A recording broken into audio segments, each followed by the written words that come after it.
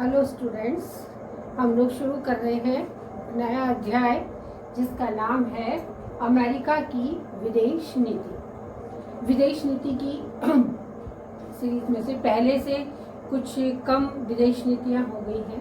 पहले कोर्स में चीन की, रूस की और भारत की और अमेरिका की सबकी विदेश नीति थी, लेकिन अब कोर्स के अकॉर्डिंग ये कम हो गया है और नीति भारत की विदेश नीति और अमेरिका की विदेश नीति पर ही हम लोग विशेष चर्चा करेंगे। तो ये भारत की विदेश नीति हम लोग पढ़ चुके हैं और आज जो हम पढ़ रहे हैं अमेरिका की विदेश नीति।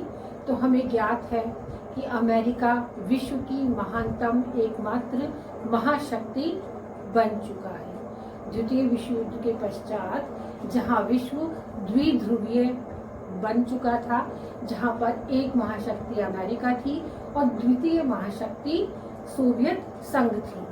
और इस समय अब मतलब 1991 के बाद जब साम्यवादी खेमे का विघटन हुआ, साम्यवादी खेमे का बिखराव हुआ, उसके बाद से अमेरिका ही सिर्फ एक महानतम महाशक्ति के रूप में रह गया है। ये अब हम लोग पढ़ चुके हैं कि किस रूप में साम्यवादी खेमे का बिखराव हुआ, वो हम लोग पढ़ चुके हैं। और द्वितीय विश्व युद्ध के बाद क्या विश्व राजनीति रही, इसके बारे में भी हम लोग पढ़ चुके हैं। तो हमें विदेश नीति के बारे में पढ़ना है कि कौन कौन सी नीतियां हैं जिसे अमेरिका अपनाता है और उन नीतियों को अपनाने के बाद ही वो विश्व में महानतम था और महानतम बना रहना चाहता है। तो वो क्या करता है, वो कौन सी शक्तियां हैं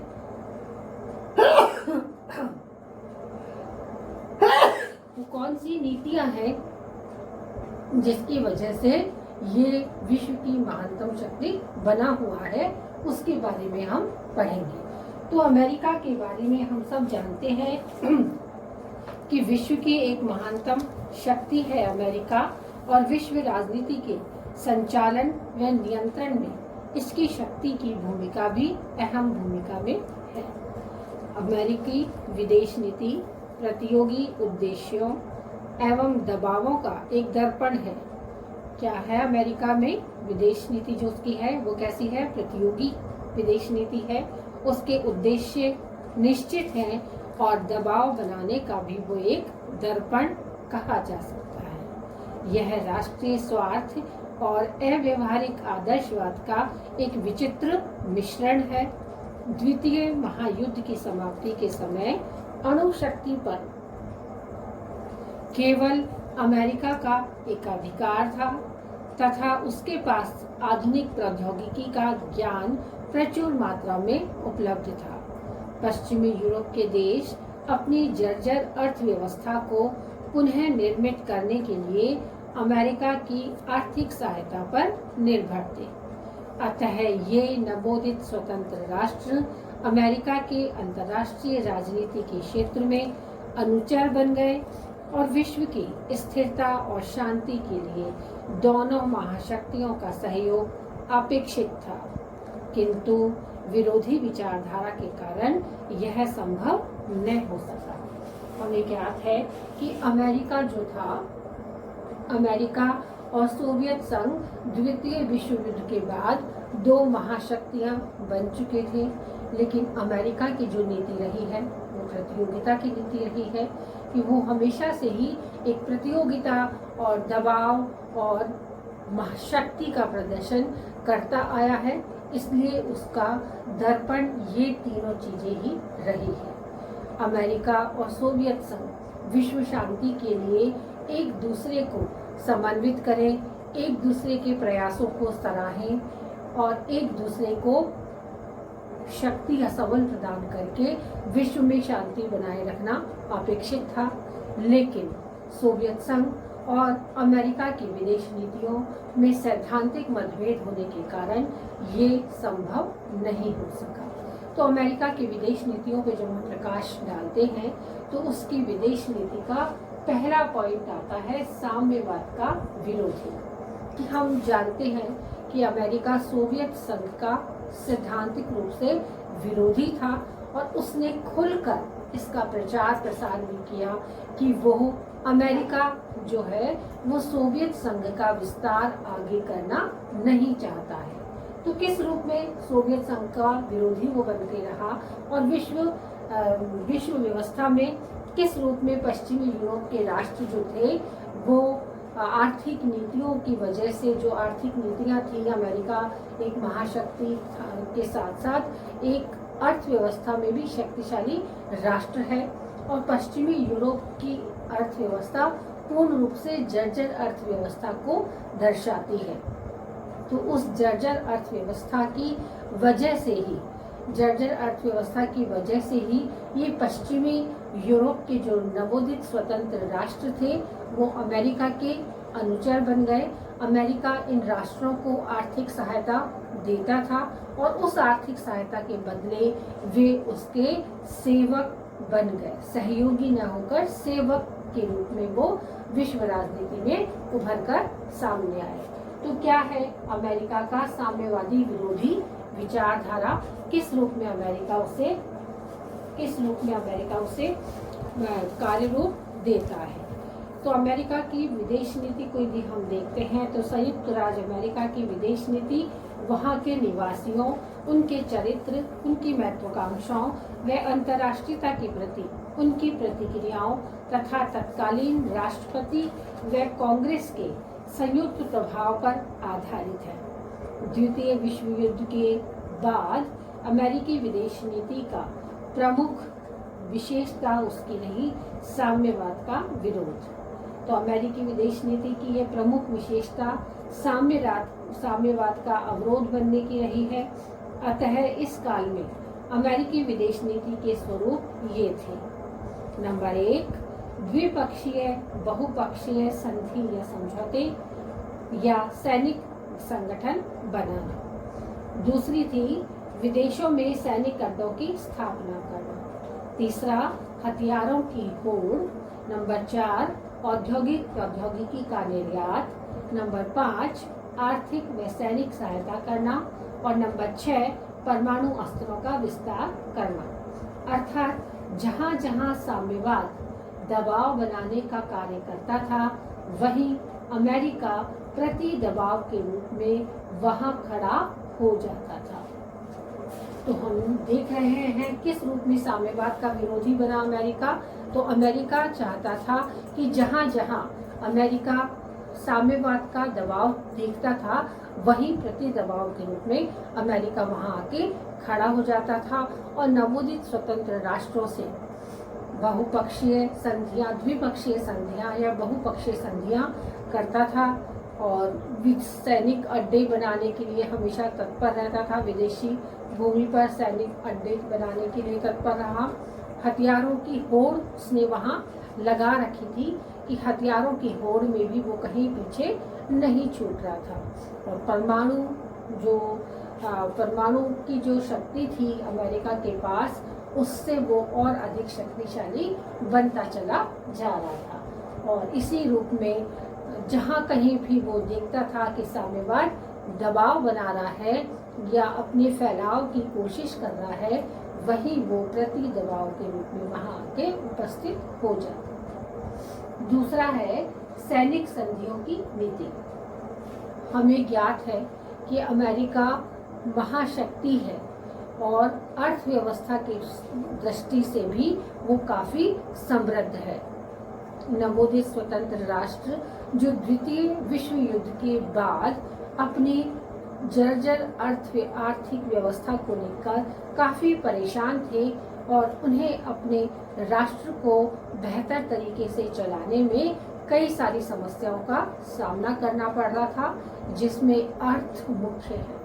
तो उसकी अर्थव्यवस्था की कमजोरी को जानकर अमेरिका की ये नीति आ रही है कि उसने कहीं ना कहीं सैनिक संधियों के माध्यम से उन नवोदित स्वतंत्र राष्ट्रों से फायदा उठाया है और कई सारी सैनिक संधियों को अंजाम दिया है, जिसमें प्रमुख रूप से कार्यवाहियां इस प्रकार रही।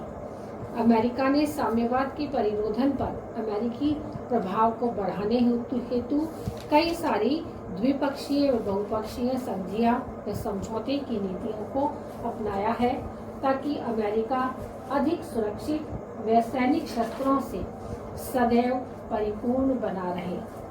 रियो, नाटो, सीटो, सेंटो, एंजस, बगदाद पैक्ट आदि संधियों को कर अमेरिका ने अपने क्षेत्राधिकार व प्रभाव को अधिक उन्नत बनाया है। तो अमेरिका ने अपने प्रभाव को बनाने के लिए कौन कौन सी सैनिक संधि की? सीटो, सेंटो, वार्सा पैक्ट, एंजस और बगदाद पैक्ट जैसी संधियों को अंजाम देकर वो कहीं ना कहीं द्विपक्षीय बहुपक्षीय सैनिक संधियों के माध्यम से अमेरिका को सदैव ही सुदृढ़ या संगठित रूप में देखना चाहता था और इसीलिए उसने इन सैनिक संधियों को अंजाम दिया। तीसरी बात है विदेशी आर्थिक सहायता की नीति। कि अमेरिका की विदेश नीति अर्थव्यवस्था बहुत सुदृढ़ और समृद्ध होने की वजह से वो हमेशा दबे हुए राष्ट्रों को अपनी आर्थिक सहायता नीति के द्वारा उसे एक प्रकार से खरीद लेता था या उसे एक प्रकार से कृतज्ञ बना लेता था। वो इतने धन धान्य से उस राष्ट्र को परिपूर्ण कर देता था कि वो अपने राष्ट्र इस प्रकार की सहायता पाकर वो अमेरिका का सहयोगी न बनकर लगभग अनुचर के रूप में ही कार्य करने लगता था। तो अमेरिका की विदेश नीति में आर्थिक सहायता की नीति मुख्य रही है, जिसमें विदेशी आर्थिक सहायता देना अमेरिका की विभिन्न आर्थिक सहायता कार्यक्रम से कई प्रकार के उद्देश्यों को अमेरिका पूरा करने में अग्रणी रहा है। अमेरिका ने बखूबी तरीके से इन नवोदित स्वतंत्र राष्ट्रों को आर्थिक सहायता देकर अपना सहयोगी बना लिया है और अपनी शक्ति को कई गुना लंबा कर दिया है। ये इनमें से पहली है आर्थिक सहायता द्वारा राष्ट्रों को आत्मनिर्भर बनाना। दूसरी उसकी नीति रही है कि आर्थिक और तकनीकी सहायता देकर साम्यवादी खतरे को टालना। और तीसरी जो उसकी मुख्य रूप से नीति रही है कि आर्थिक व सैनिक सहायता देकर विदेशों में पारस्परिक महत्व की अन्य सुविधाओं को जुटाना, जैसे सैनिक अड्डे व बंदरगाह आदि की सुविधा प्राप्त करना। कि जहां अमेरिका ने नवोदित स्वतंत्र राष्ट्रों को सैनिक आर्थिक सहायता देकर कई सारे रूप में उसे विकास करने का रास्ता उनका प्रशस्त किया है और उस विकास मार्ग पर आगे चलते चलते वो आत्मनिर्भर बने, इस प्रकार की कोशिशें की है। ये अमेरिका की एक विशेष पहल कही जा सकती है। लेकिन इसके पीछे की राजनीति क्या कहती है? इसके पीछे की राजनीति यही है कि अमेरिका इन राष्ट्रों को आर्थिक सहायता देकर अपने जो शस्त्रों की जो बड़ी बड़ी फैक्ट्रियां हैं, सैनिक अड्डे हैं, वो उन राष्ट्रों की भूमि पर बना देता था। और तीसरी बात यदि हम देखते हैं तो तीसरी बात के रूप में ये है कि अमेरिका इस प्रकार की आर्थिक और तकनीकी सहायता देकर क्या करना चाहता था? राष्ट्रों को अपने राष्ट्र के जो झुंड है उसमें मिलाना चाहता था, ताकि इनका ग्रुप जो है, अमेरिका का ग्रुप, एक बड़ा ग्रुप के रूप में नजर आए। अगला हम देखते हैं तो अगला पॉइंट है विदेशी आर्थिक व तकनीकी सहायता कार्यक्रम। द्वितीय विश्व युद्ध के बाद अमेरिका ने कई महत्वपूर्ण आर्थिक व तकनीकी सहायता कार्यक्रम शुरू किए। उनमें पहला है उदार पट्टा कार्यक्रम। इस उदार पट्टा कार्यक्रम को 1941 में कांग्रेस द्वारा शुरू किया गया, जिसका उद्देश्य नाजी आक्रमण का सामना करने वाले देशों को अमेरिकी सहायता उपलब्ध कराना था। 1945 में अमेरिकी सहायता की कुल राशि $49.1 बिलियन तक पहुंच गई थी, जहां यह सहायता ब्रिटेन, फ्रांस, सोवियत संघ, व चीन आदि राष्ट्रों को भी पहुंचाई गई थी। दूसरा है मार्शल योजना। इस योजना के तहत यूरोप ने 16 राष्ट्रों के साम्यवाद के प्रभाव से उनको बचाना था, जिसके लिए अमेरिका ने 20 अरब डॉलर खर्च किए थे। और इसकी अगली योजना थी 4 सूत्री कार्यक्रम, जो राष्ट्रपति ट्रूमैन के द्वारा चलाई गई थी। और इस योजना का उद्देश्य अल्प विकसित राष्ट्रों को अमेरिकी तकनीकें उपलब्ध कराना था, जिससे संयुक्त राष्ट्र संघ का पूर्ण समर्थन उस राष्ट्र को मिल जाए, विश्व के आर्थिक पुनरुद्धार कार्यक्रम जारी रखे जा सके, आक्रमण के विरुद्ध स्वतंत्रता प्रेमी राष्ट्रों को अधिक सुदृढ़ बनाना, प्रजातियों के लिए मैत्रीय योजना लागू करना, जो केवल लैटिन अमेरिकी राज्यों के विकास के लिए बनाई गई थी। तो हम देख सकते हैं कि विदेशी आर्थिक तकनीकी सहायता के लिए उदार पट्टा कार्यक्रम अमेरिका ने चालू किया, मार्शल योजना उसने चालू की, और तीसरी बात के रूप में देखते हैं तो 4 सूत्री कार्यक्रम चलाया, जिसके माध्यम से वो नवोदित स्वतंत्र राष्ट्रों को आर्थिक और तकनीकी सहायता देता था। और इस आर्थिक और तकनीकी सहायता में उदार पट्टा नियम जो चालू किया गया था, वो उन लोगों के लिए था जो नाजी हमले से